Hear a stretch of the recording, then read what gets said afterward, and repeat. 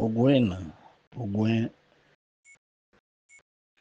d'une fille et d'un fils de maman et au le maître Basile Mbekuna, votre âme serviteur, je vous dis bonjour. Nous sommes aujourd'hui vendredi 27 juin 2025.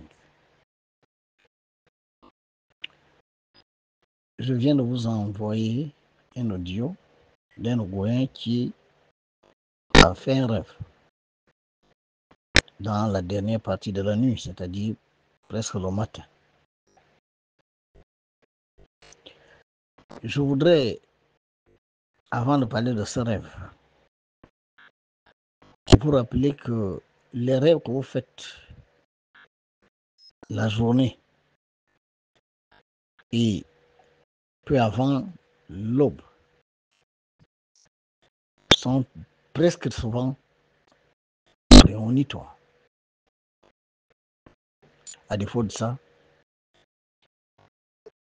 ce sont des rêves qui vous parviennent avec la totalité du souvenir.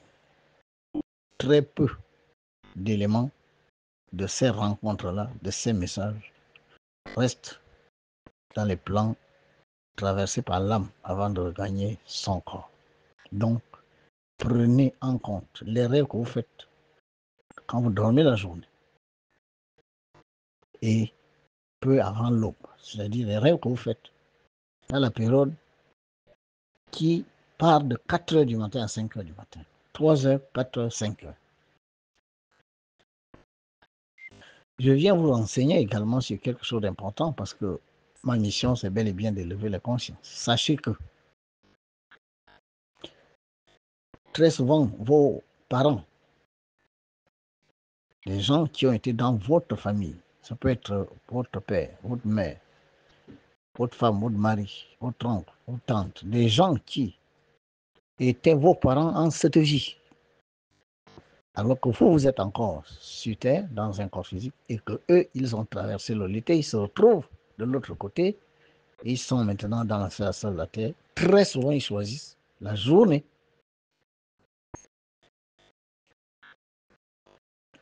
ou peu avant l'aube pour chercher à entrer en contact avec vous. C'est très souvent ces périodes-là qu'ils choisissent. Parce que, en réalité, pour eux, les plans qui sont capables de retenir leurs énergies sont illuminés par le soleil. Ça leur permet d'entrer plus facilement en contact avec vous.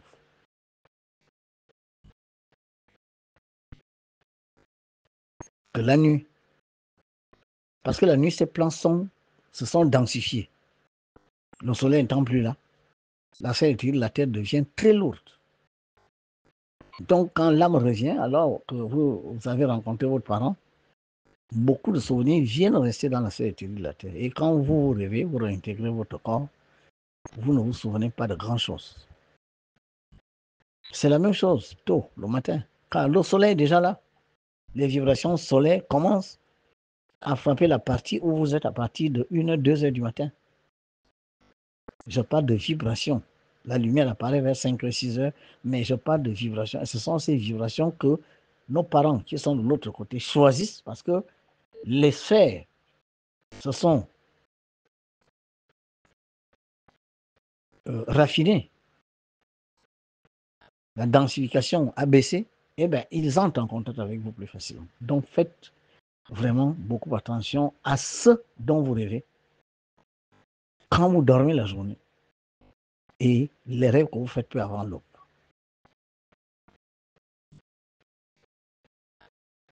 Elémia est une école de mystère.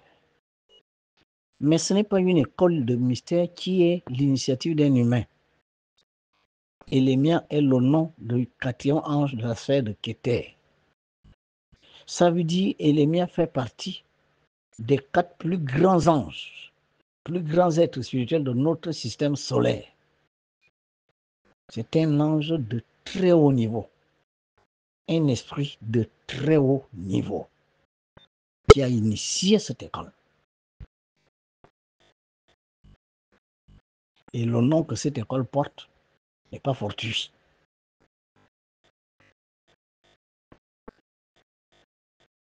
Le haut conseil sacré de la sphère de Malkout, la terre, veille sur les recommandations de ce grand ange au fonctionnement de cette école de spiritualité de mystère qui ne fait que commencer à se dévoiler aux habitants de cette nation. Pour une école de mystère, 7 ans, c'est du pipi de chat.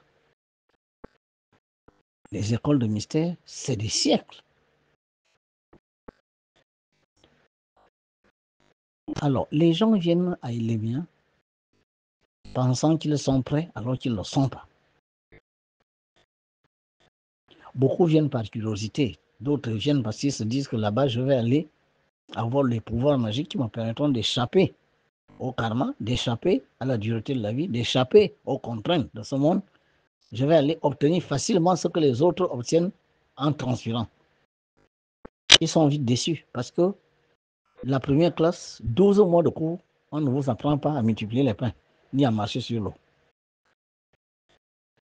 Ils se déçoivent et ils partent. D'autres viennent avec l'idée de rencontrer des âmes sœurs, les mêmes esprits qu'il y a dans les églises. Vous allez voir des jeunes enfants. À 22 et 23 ans, ils dorment à l'église, les jeunes filles et les jeunes garçons. Et là-dedans, vous allez trouver la drogue, vous allez trouver la prostitution, vous allez trouver les placements, vous allez trouver beaucoup de choses que la nuit cache. Et le lendemain matin, on parle de Jésus. Malheureusement, le Satan, qui est à l'origine de telles énergies, a envahi également les écoles de mystère. Où des gens viennent, peut-être pour chercher d'accompagner, peut-être ci, peut-être ça. Ça, c'est un objectif, malheureusement, qui n'est pas élevé. D'autres viennent parce qu'ils se disent, bon, peut-être que les Libyens pourraient devenir un mouvement révolutionnaire contre les autorités de la place et on a introduit là-dedans des gens qui en réalité sont des espions, des agents de renseignement. D'après eux, le discours du maître Vasile Vécon, c'est peut-être un gourou qui veut créer une secte, etc. Vous les avez là avec vous. Naturellement, tôt ou tard, il s'aperçoit sauf que ce que le maître Vécon a dit dans les conférences, c'est ce qu'il dit dans les réseaux sociaux, c'est ce qu'il dit pour ceux qui vont le trouver à Ondago. Il n'a pas deux verbes. Alors ils se déçoivent et ils partent. D'autres viennent parce qu'ils ont envie de trouver les failles aux enseignements du maître Vasile Vécon pour aller critiquer, pour aller trouver hardi. Ils se déçoivent vite parce que ce que je dis très souvent, quand les gens vont ailleurs, ils trouvent le même message. Des gens qui ne sont plus des Gabonais. Et là, ils se déçoivent et ils partent.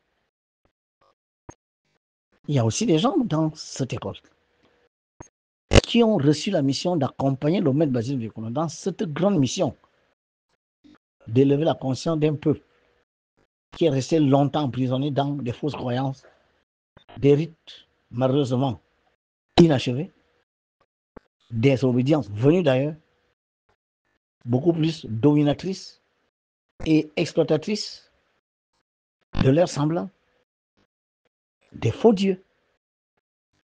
C'est une mission énorme. Vous vous rendez compte que le discours du maître Basile Vécon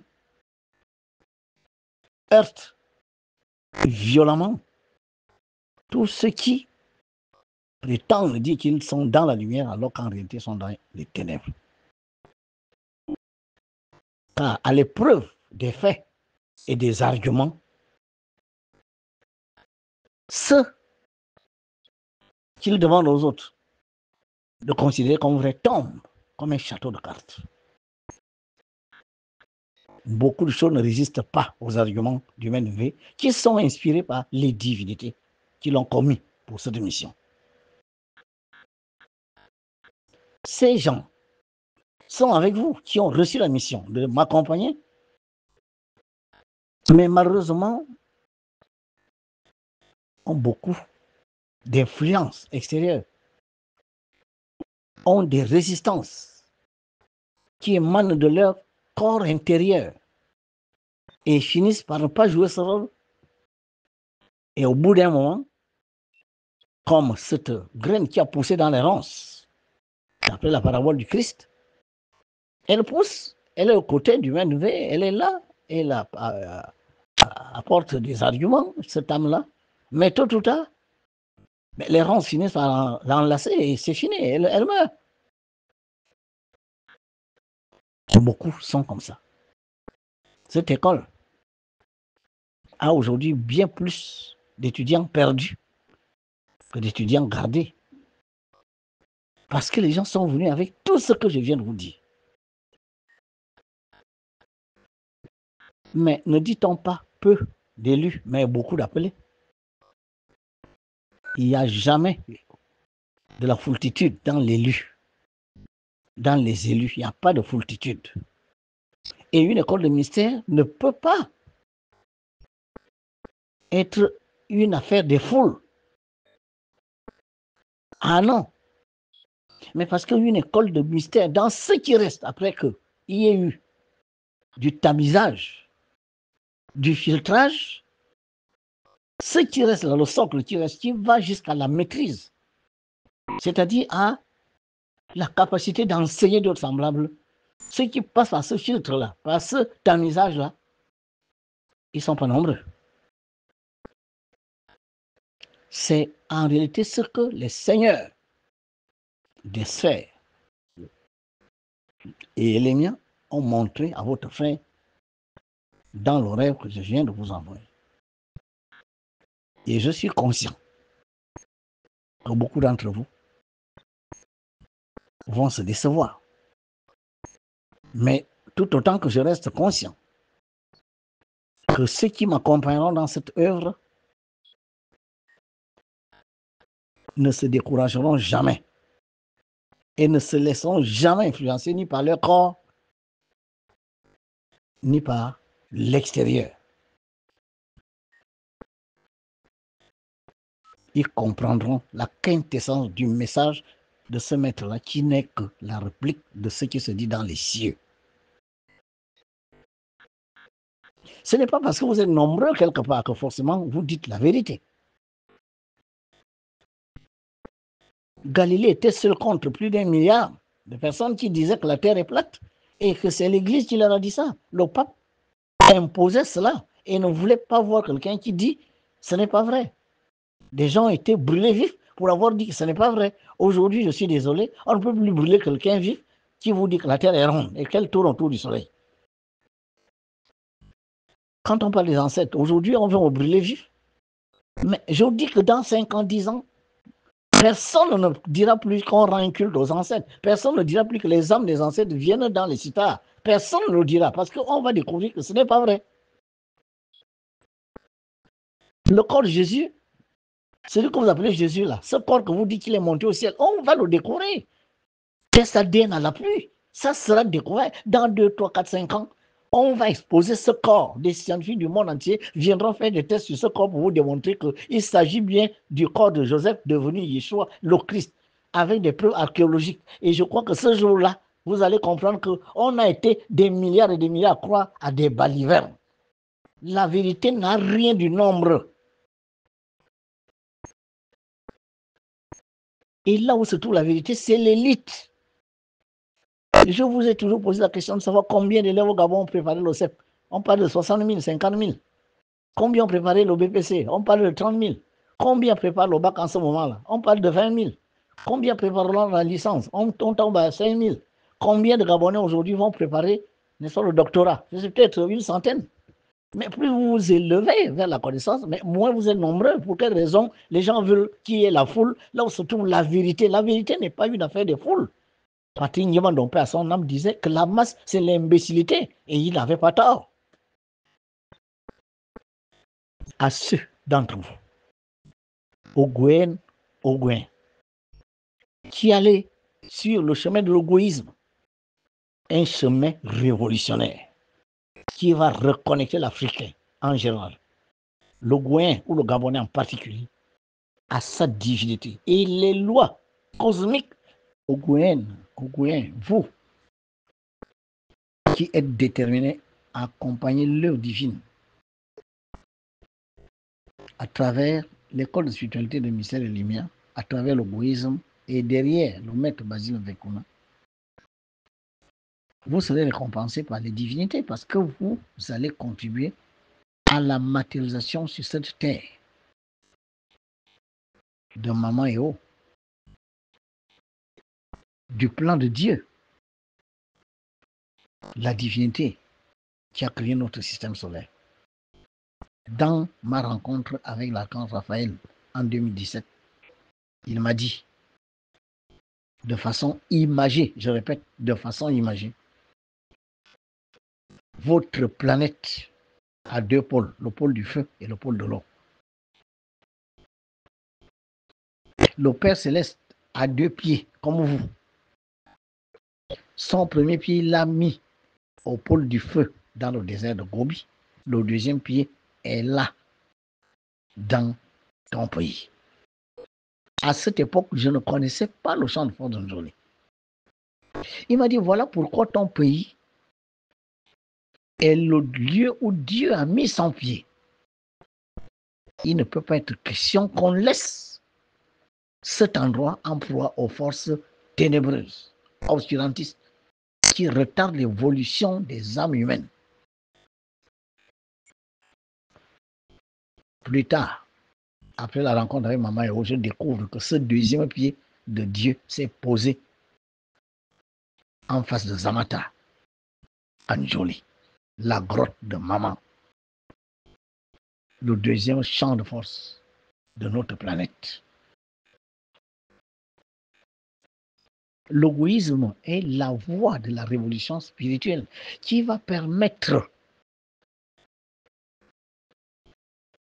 que le plan de Dieu l'éternel, au créateur des cieux et de la terre, se manifestant à travers les hiérarchies célestes, du soleil, de la lune, de la terre, dans le haut conseil sacré, se manifestant au niveau de notre terre, par Maman Eo, que ce plan-là s'accomplisse et que le Gabon devienne ce qu'il doit devenir.